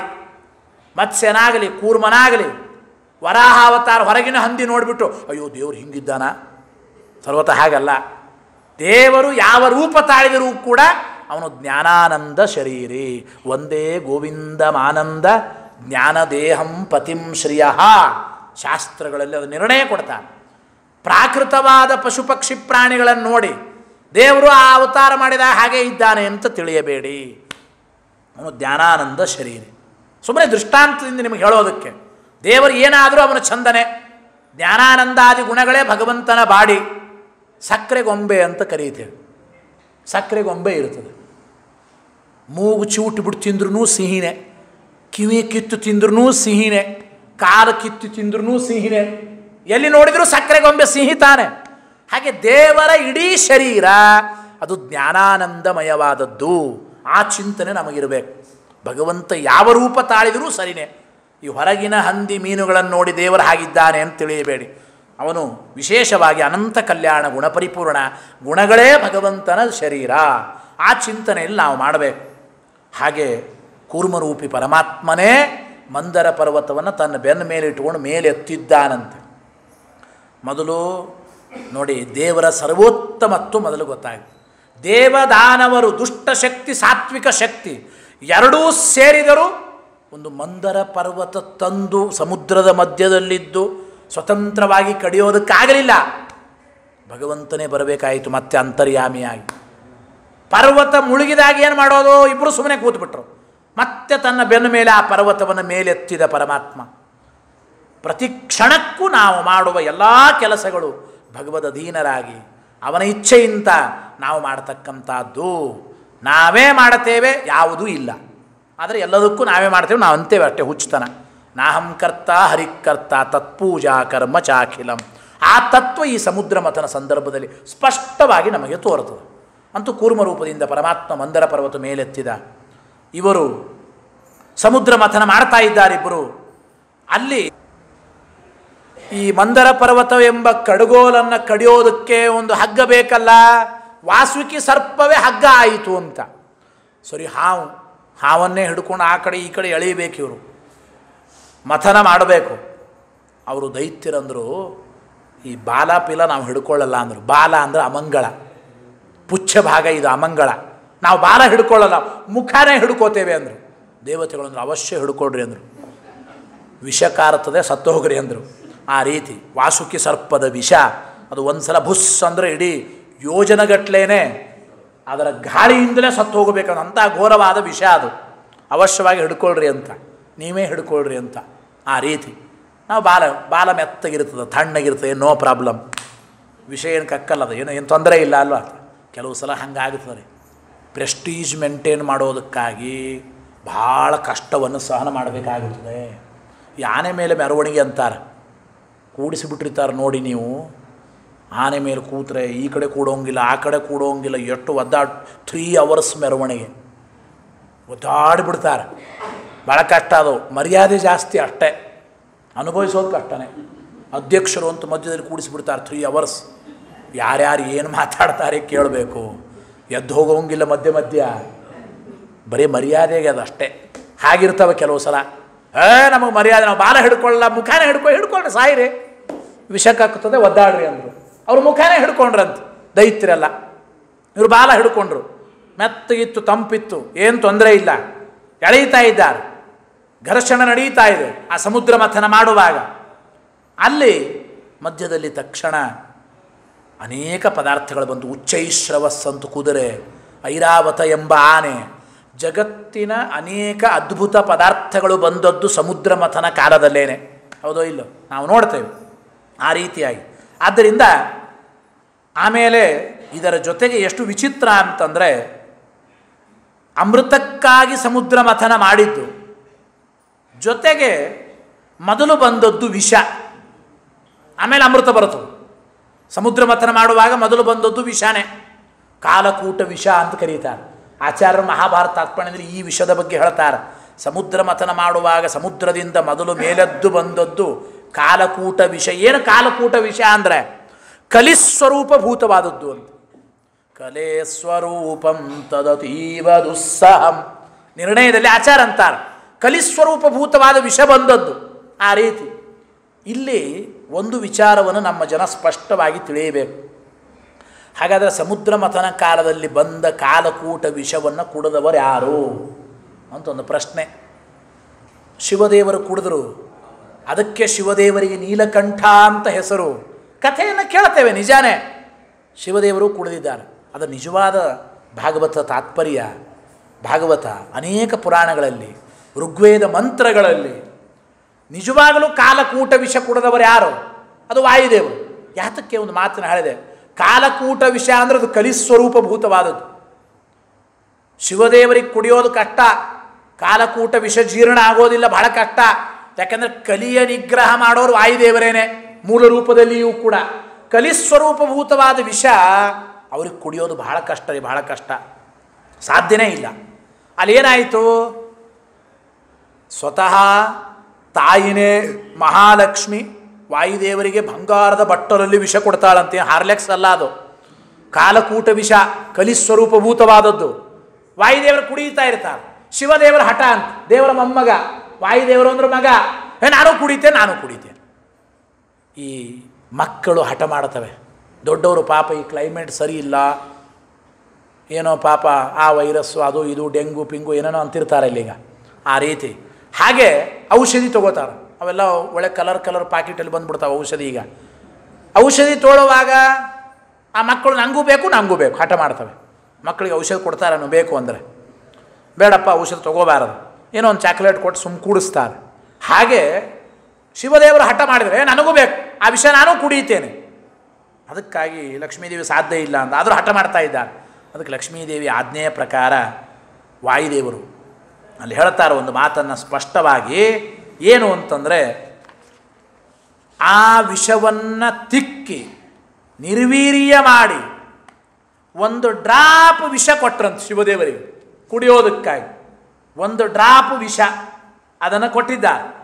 ಒಂದು ಡ್ರಾಪ್ ವಿಷ ಕೊಟ್ಟಿದ್ದರ ಪ್ರಭಾವ ಎಷ್ಟು ಚೆನ್ನಾಗಿದೆ ಗೊತ್ತಾ? ಅಲ್ಲಿ ನಾನು ಹೇಳೋದು ವೇದ ಮಂತ್ರಗಳಲ್ಲಿ ಬರತಕ್ಕಂಥ ಮಾತು, ಮಧ್ವಾಚಾರ್ಯ ಹೇಳಿದ್ದಲ್ಲ, ಇದನ್ನು ಭಾಗವತಾದಿಗಳಲ್ಲಿ ಬರತಕ್ಕಂಥ ಮಾತು, ಪದ್ಮಪುರಾಣದಲ್ಲಿ ಬರತಕ್ಕಂತಹ ಮಾತು.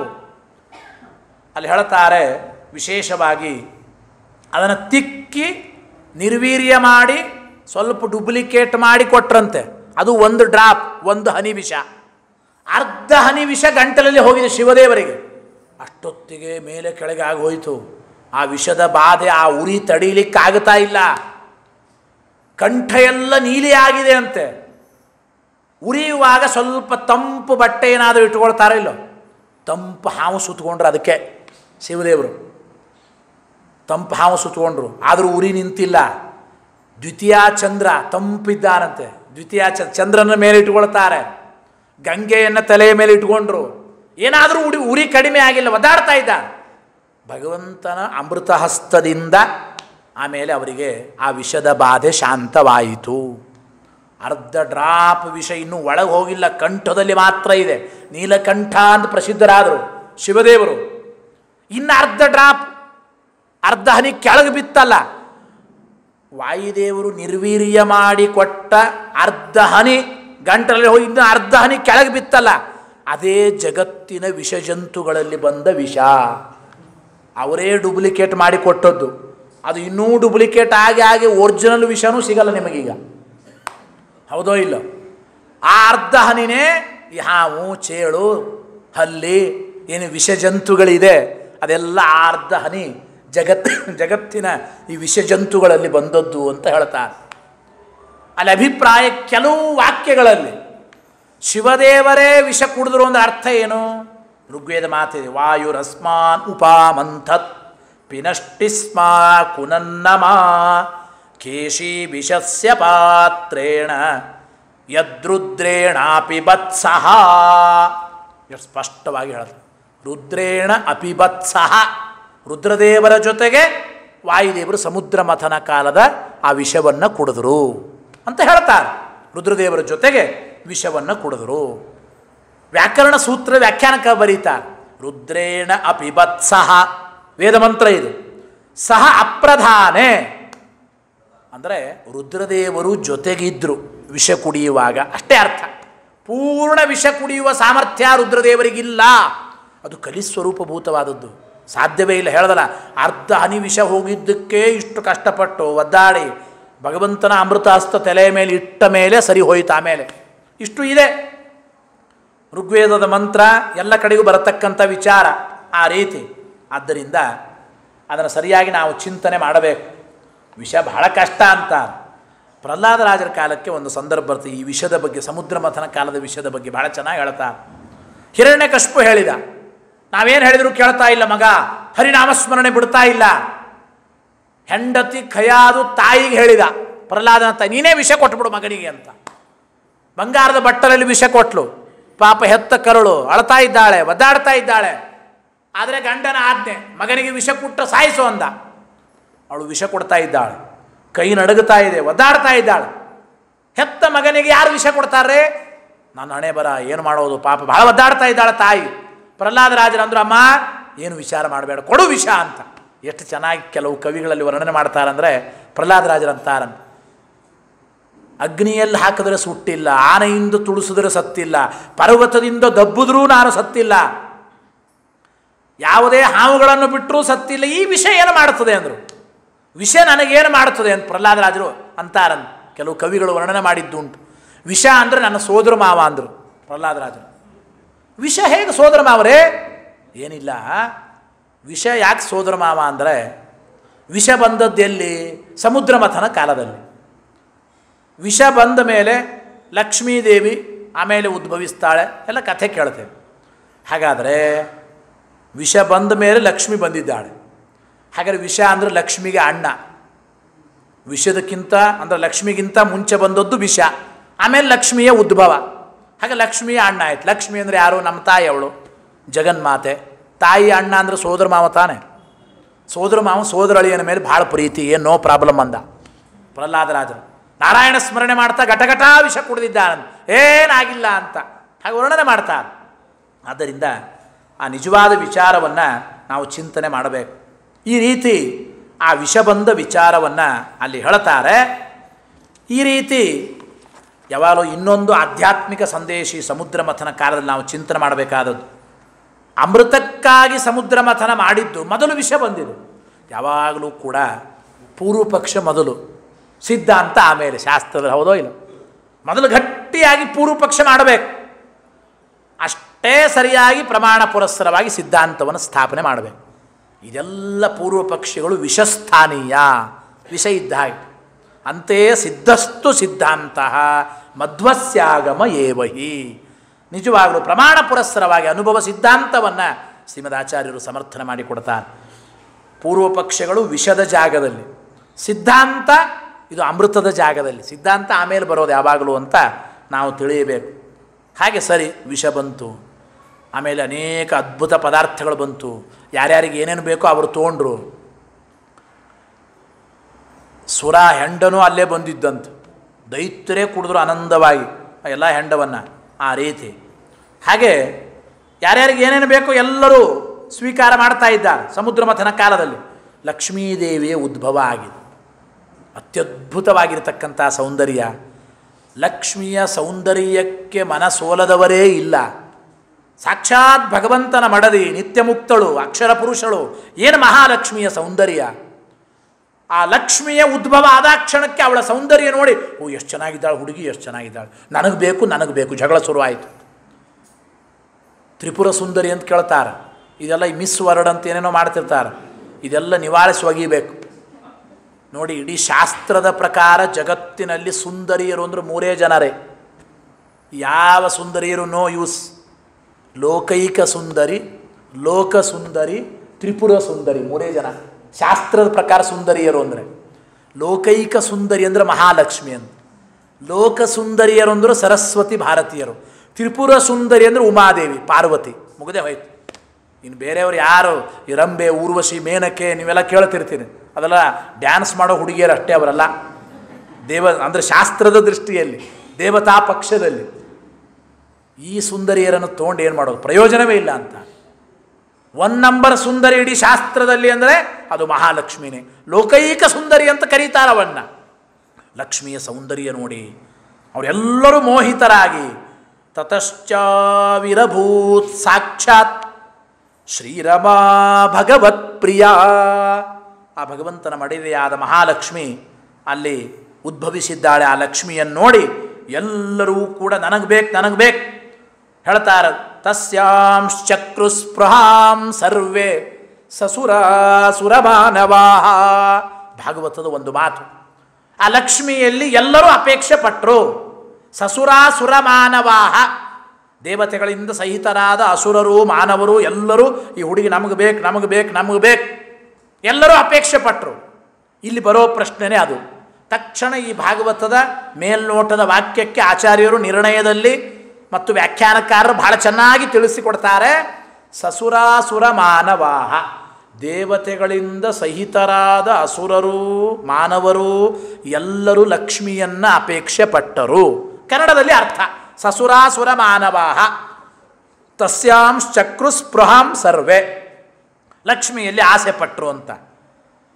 ಅಸುರರೇನೋ ದುಷ್ಟ ಬುದ್ಧಿನೇ, ಲಕ್ಷ್ಮಿಯ ಸೌಂದರ್ಯ ನೋಡಿ ನಮಗೆ ಬೇಕು ಬೇಕು ಅಂತಾರೆ, ಅದು ಸರಿನೇ, ಅವರು ದುಷ್ಟರು.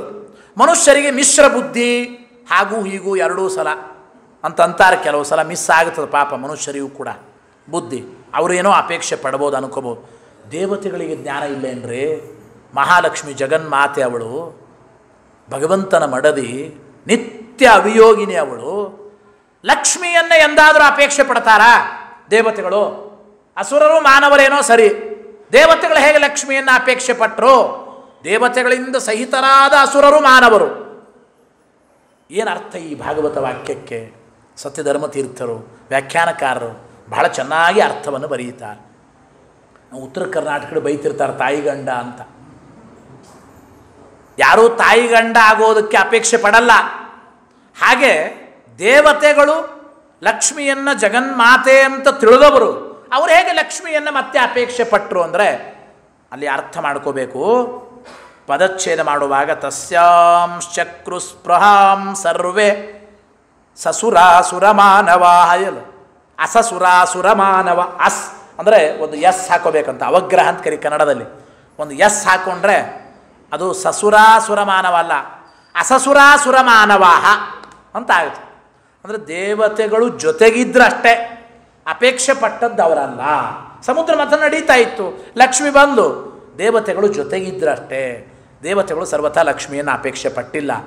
ಅಸಸುರಾಸುರ ಮಾನವಾಹ, ದೇವತೆಗಳಿಂದ ಸಹಿತರಾಗದ ಅಸುರರು ಮಾನವರು ಅಪೇಕ್ಷೆ ಪಟ್ಟರು ಅಂತ ಇಷ್ಟೇ ಅರ್ಥ. ಇದಕ್ಕೆ ದೃಷ್ಟಾಂತ ಕೊಟ್ಟು ಬರೀತಾರ.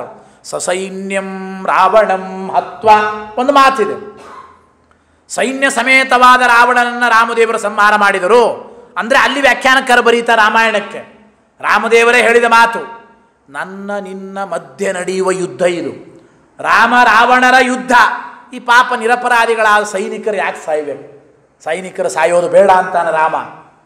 ಅಂದರೆ ರಾವಣನನ್ನು ಸಂಹಾರ ಮಾಡಿದ ಅಂದರೆ ಅಭಿಪ್ರಾಯ ದುಷ್ಟ ರಾಕ್ಷಸರನ್ನೆಲ್ಲ ಸಂಹಾರ ಮಾಡ್ತಾನೆ ರಾವಣನ ಜೊತೆಗೆ.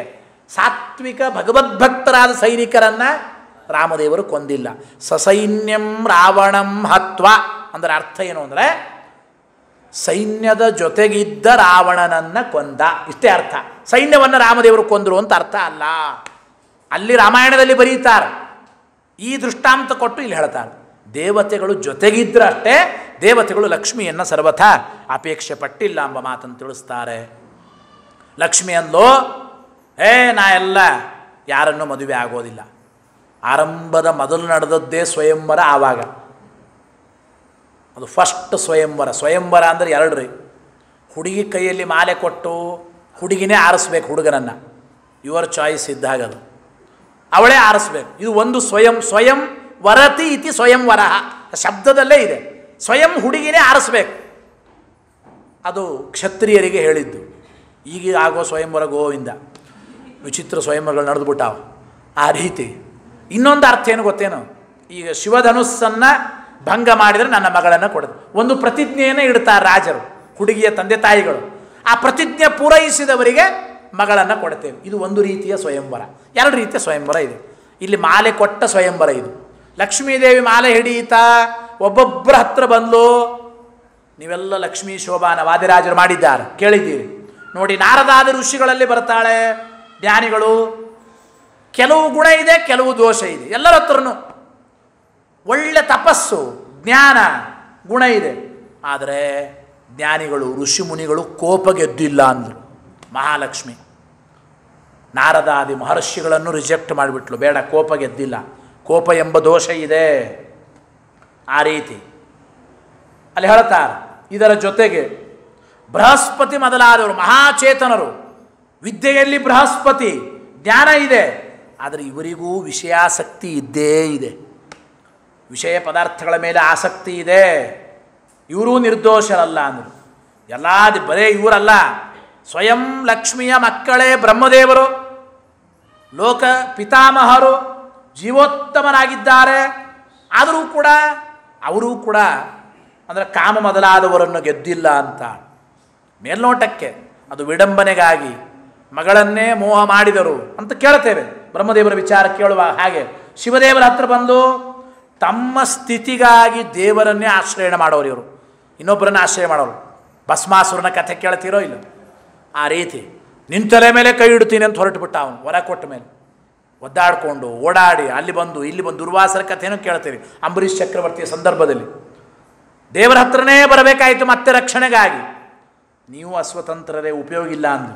ಬ್ರಹ್ಮ ರುದ್ರ ಯಾರು ಉಪಯೋಗ ಇಲ್ಲ. ಯಮಧರ್ಮನ ಹತ್ರ ಬಂದ್ಲು, ನೀನು ಯೂಸ್ ಆಗಲ್ಲ ಅಂತ ಲಕ್ಷ್ಮಿ. ಧರ್ಮ ಇದೆ ನಿನ್ನ ಹತ್ರ, ಧರ್ಮನಿಷ್ಠುರತೆ ಇದೆ, ಆದರೆ ಪ್ರಾಣಿ ದಯ ಇಲ್ಲ, ಕಾರುಣ್ಯವೇ ಇಲ್ಲ. ಪೊಲೀಸರಿದ್ದ ಹಾಗೆ ಇವರನ್ನು ನೋಡೇ ಪೊಲೀಸರು ಇರೋರು. ಆ ರೀತಿ ದಯಾನೇ ಇಲ್ಲ ನಿಮಗೆ, ಬೇಡ ಅಂದರು. ದಯಾಗುಣ ಇಲ್ಲ.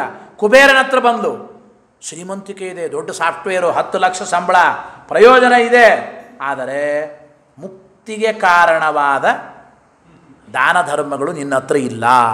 ಕುಬೇರನಿಗೆ ಹೇಳ್ತಾಳೆ. ಆದ್ದರಿಂದ ಅನೇಕ ಮಾತುಗಳು.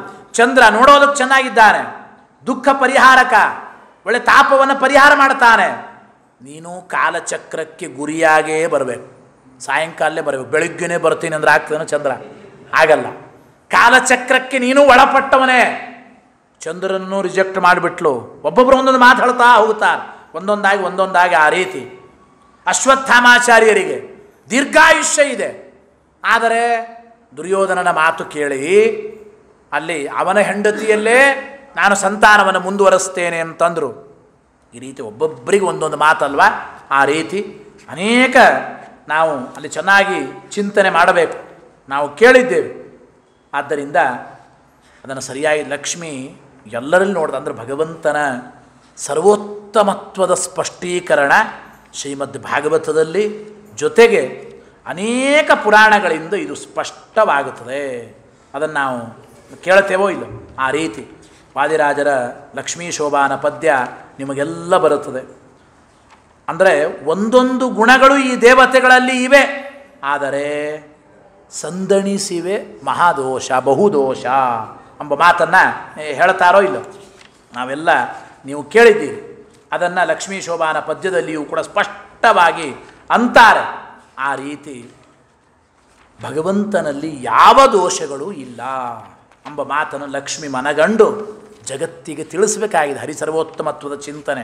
ಹೊಸದಾಗಿ ಲಕ್ಷ್ಮೀದೇವಿ ದೇವರನ್ನು ಆರಿಸಬೇಕು ಎಂಬ ಪ್ರಶ್ನೆ ಇಲ್ಲ ಅಲ್ಲಿ, ಗೊತ್ತಾಯಿತು. ಕೇವಲ ಒಂದು ವಿಡಂಬನೆಗಾಗಿ, ಆ ದೇವರ ಸರ್ವೋತ್ತಮತ್ವದ ಚಿಂತನೆಗಾಗಿ ಲಕ್ಷ್ಮೀದೇವಿ ಆ ರೀತಿ ಮಾಡಿದ್ದಾಳೆ ಅಂತ ತಿಳಿಸಿಕೊಡ್ತಾರೆ. ಇನ್ನು ಅನೇಕ ಮಾತುಗಳಿದೆ. ಅಂತೂ ಲಕ್ಷ್ಮೀದೇವಿ ಭಗವಂತನನ್ನೇ ವರಿಸಿ ಲಕ್ಷ್ಮೀ ಸ್ವಯಂವರವಾಗಿ ದೇವರಿಗೆ ಮಾಲೆ ಹಾಕಿದ್ದಾಳೆ. ವಿಷ್ಣು ಸರ್ವೋತ್ತಮತ್ವದ ನಿರ್ಣಯ ಆಗಿದೆ.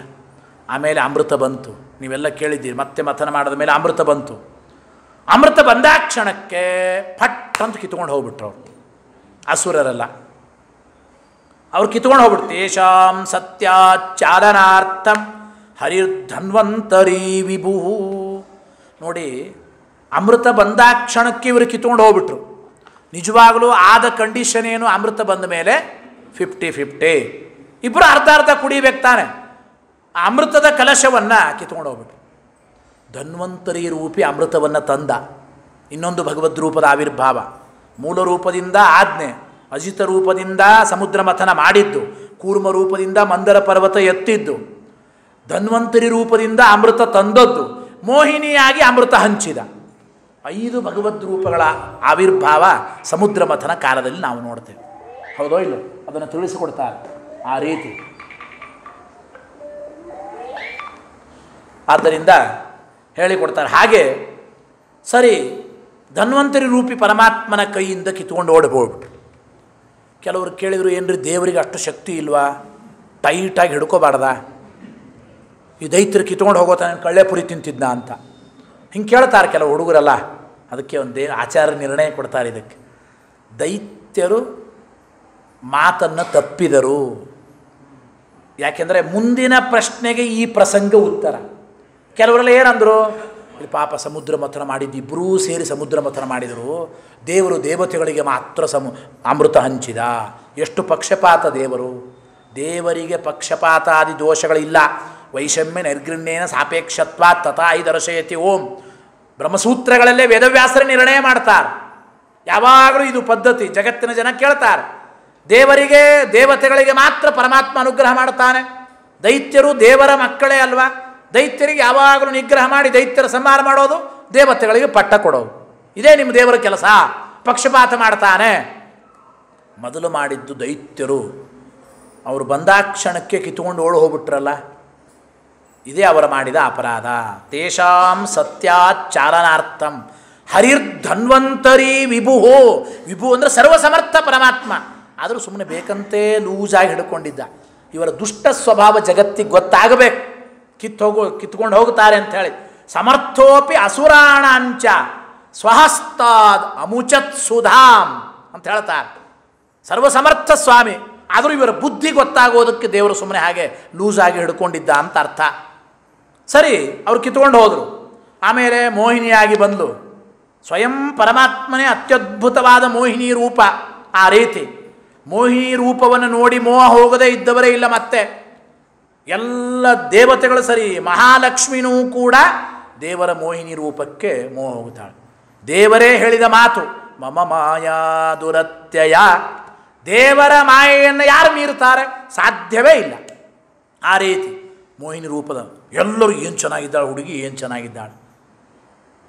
ಆ ಹುಡುಗಿ ಅಂದು ಮೋಹಿನಿ, ನನ್ನ ಮೇಲೆ ವಿಶ್ವಾಸ ಇದೆ ಇಲ್ಲೋ? ವಿಶ್ವಾಸ ಇದೆ, ನಾನು ಹಂಚ್ತೇನೆ. ಓಕೆನಾ ಅಂದ. ಎಸ್ ಅಂದ್ರೆ ಎಲ್ಲರೂ, ಅವಶ್ಯವಾಗಿ ನೀನೇ ಅಮೃತ ಹಂಚು, ಕೊಡ್ರಿ ಅಮೃತ ಕಲಶವನ್ನು. ದೈತ್ಯರಿಂದ ಕಿತ್ತುಕೊಂಡ್ಲು. ದೇವರು ತಗೊಂಡ ಅಮೃತ ಕಲಶ ಮೋಹಿನಿ ರೂಪದಿಂದ. ದೈತ್ಯರು ಒಂದು ಲೈನ್ ಕೂಡ್ರೆ, ದೇವತೆಗಳು ಒಂದು ಲೈನ್ ಕೂಡ್ರಿ, 2 ಲೈನ್ ಕೂಡಿಸ್ಬಿಟ್ಲು. ಎಲ್ಲರೂ ಕೂತಿದ್ದಾರೆ, ನೋಡ್ತಾ ಇದ್ರು. ಅವರಿಗೆ ಅಮೃತ ಕಡೆ ಗಮನನೇ ಹೋಯಿತು ದೈತ್ಯರಿಗೆ. ಈ ಹುಡುಗಿ ಮೇಲೆ ನೋಡ್ತಾ, ಏನು ಚೆನ್ನಾಗಿದ್ದಾಳೆ, ಏನು ಚೆನ್ನಾಗಿದ್ದಾಳೆ, ಅಮೃತ ಬೇಕು ಅಂತ ದೃಷ್ಟಿನೇ ಹೋಯ್ತು. ಅವಳನ್ನೇ ನೋಡ್ತಾ ಇದ್ರು. ಮೋಹಿನಿ ಅಂದ್ಲು, ಹೀಗೆಲ್ಲ ನೋಡ್ತಾ ಇದ್ರೆ ನಂಗೆ ನಾಚಿಕೆ ಆಗತ್ತೆ, ಎಲ್ಲರೂ ಕಣ್ಣು ಮುಚ್ಕೊಳ್ರಿ ಅಂದು.